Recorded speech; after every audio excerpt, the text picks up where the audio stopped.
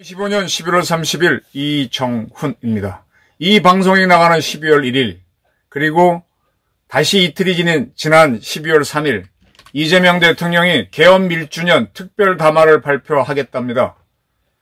총불에 맞선 함성으로 극도의 혼란을 평화로 바꾼 우리 대한민국 국민들의 노고를 기억하는 내용이 담길 거라고 합니다. 그리고 기자회견하겠답니다. 새롭게 선 민주주의 그 1년 국제사회의 K민주주의 회복을 천명하고 국민통합 메시지도 전하겠다 그랬습니다.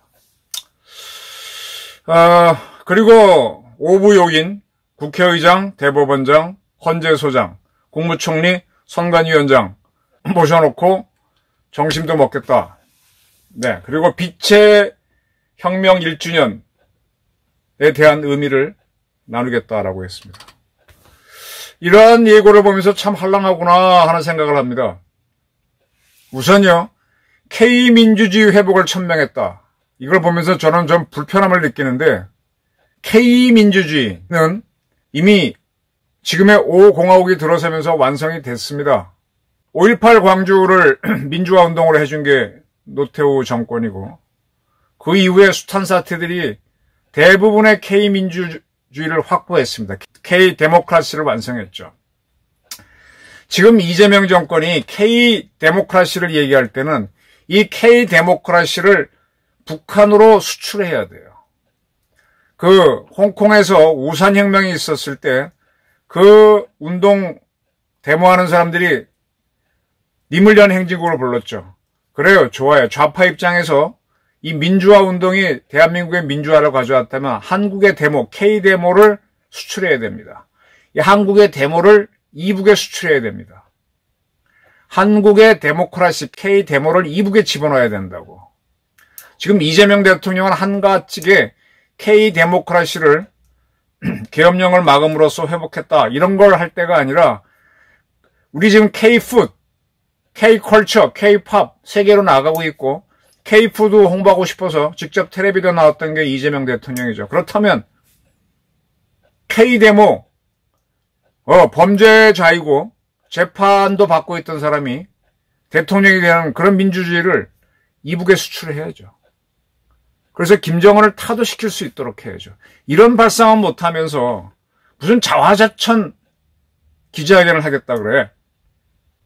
빛의 혁명인지 아닌지 난 모르겠어요. 그게 혁명인지, 그게 혁명이라 그러면 저도 혁명을 수없이 했겠습니다. 혁명 아니죠. 그냥 빛 갖고 이렇게 여자애들이 논 그런 잔치였죠. 정말로 계엄군들이 총을 쏘고 덤벼들었으면 가능했겠습니까?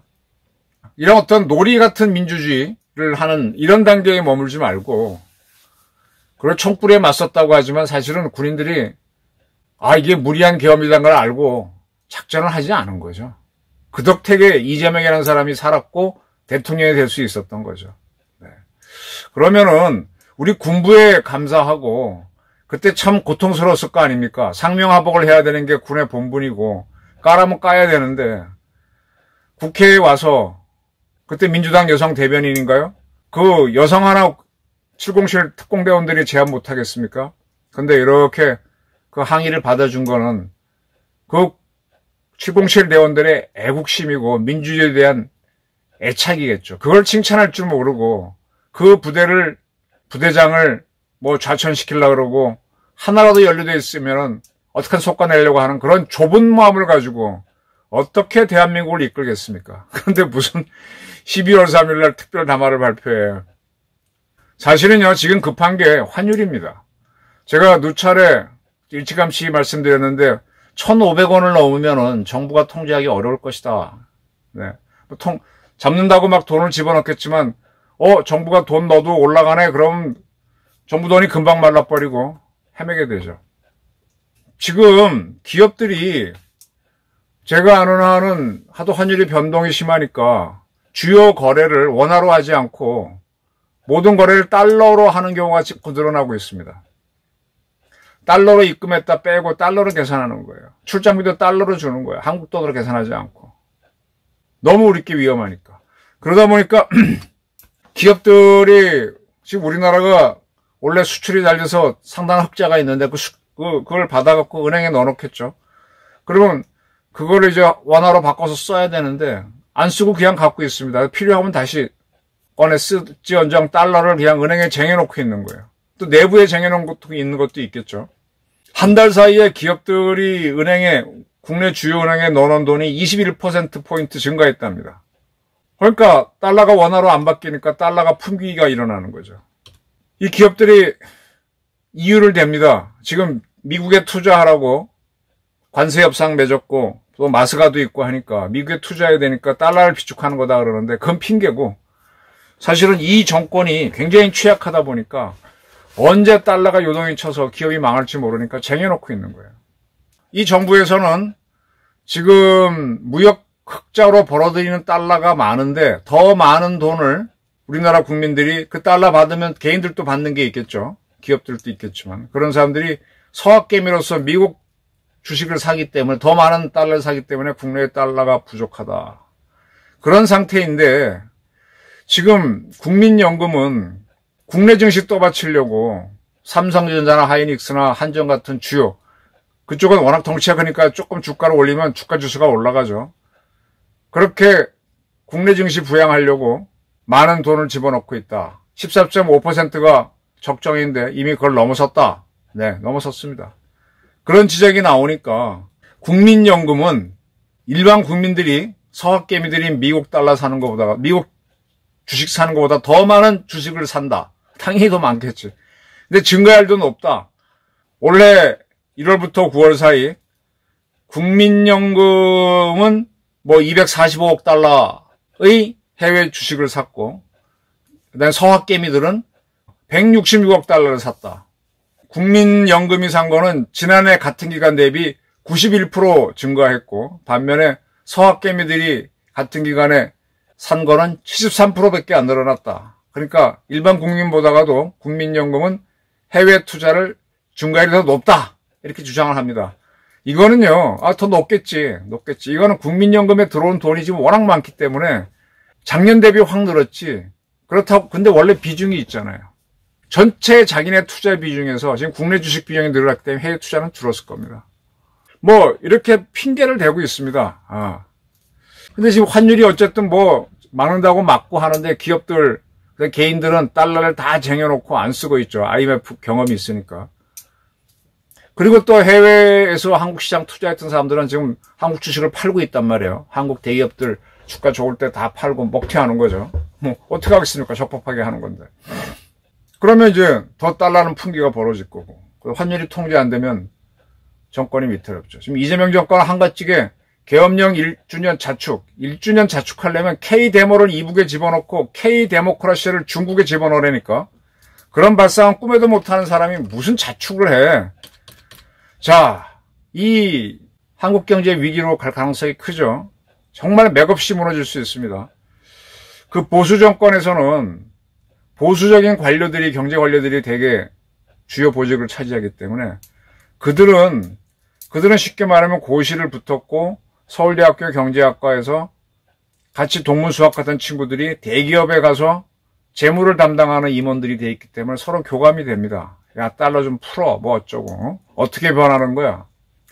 근데 좌파들이 집권하면은 우리나라 재정 문제를 다루는 사람들을, 우두머리를 운동권들이 차지하면서 이들은 같은 서울대학을 나왔더라도 데모만 했기 때문에 대기업에 가서 수출하는 기업의 임원들하고 뭐가 교환성이 잘 안 됩니다.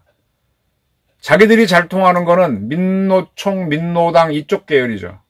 노란봉투법, 중대재해법 이런 거 만드는 건 잘해도 환율 변동에는 둔감하죠. 한 박자 늦습니다. 그러니까 기업은 저렇게 변하는 거에 대해서 국민연금으로 어떻게 하고 있다는 핑계는 될지언정 못 따라갑니다. 엇박자가 맞죠.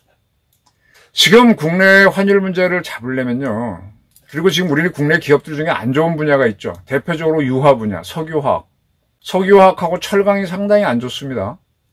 지금 러시아가 전쟁을 하느라고 석유를 싸게 파는데 한국이나 유럽 국가들은 그걸 안 사줘요. 미국도 안 사주는데 그 싼 거를 중국이 사가지고 인도가 사가지고 석유화학 제품을 싸게 내놓으니까 우리나라 석유화학회사 다 망하게 생겼어. 망합니다, 지금. 그래서 지금 기업들끼리 통폐합하라 그러는데 못해요.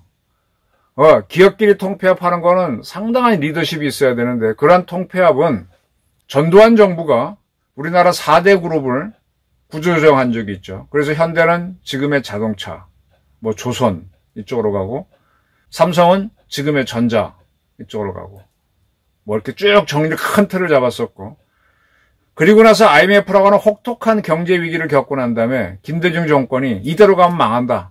이제 기업들도 계속 전문화를 해야 된다라고 해서 이제 더 세밀한 전문화하는 쪽으로 갔죠.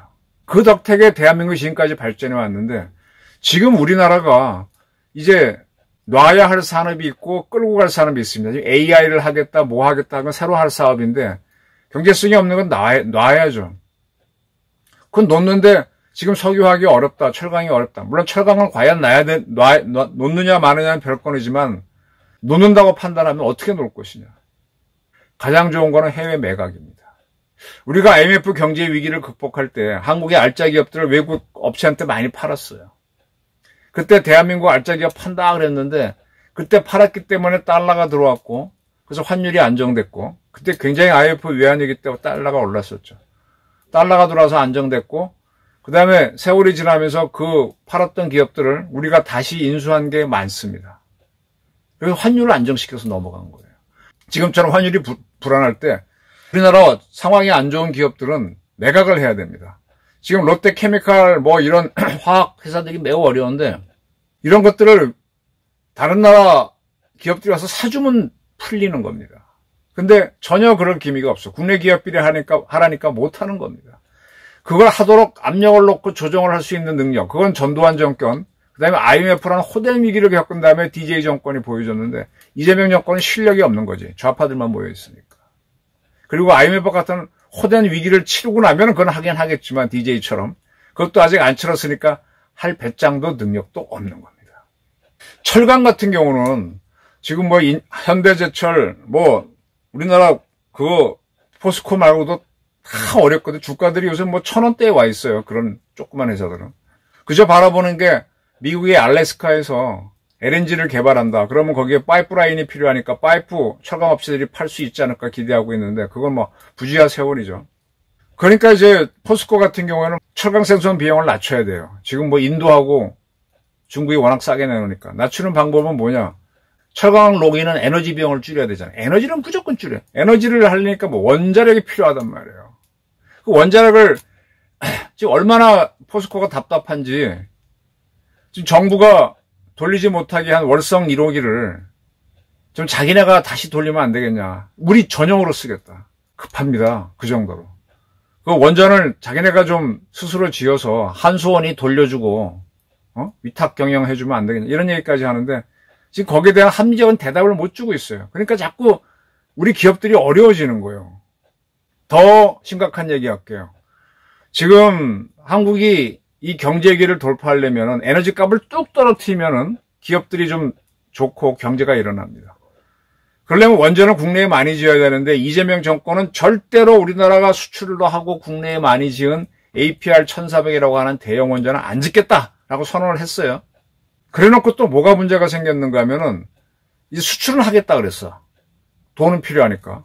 근데 수출을 할 때 웨스팅하우스가 시비를 거니까, 그때 어떻게 풀려고 했는가 하면, 그래, 웨스팅하우스하고 한수원하고 서로 조인트 벤처를 만들어서 그 회사가 어디든 가서 따면은 그들이 원하는 기종이 미국의 웨스팅하우스 거면 그거를 지어주고, 그 수익금은 자기네 투자분대로 N분의 1로 나눠갖고, 또 한국의 APR 용량이 다르고 하니까 이거 하면 또 나눠갖고, 이런 식으로 하자가 조인트 벤처를 만들기로 큰 틀에서 합의했는데, 이게 깨졌습니다.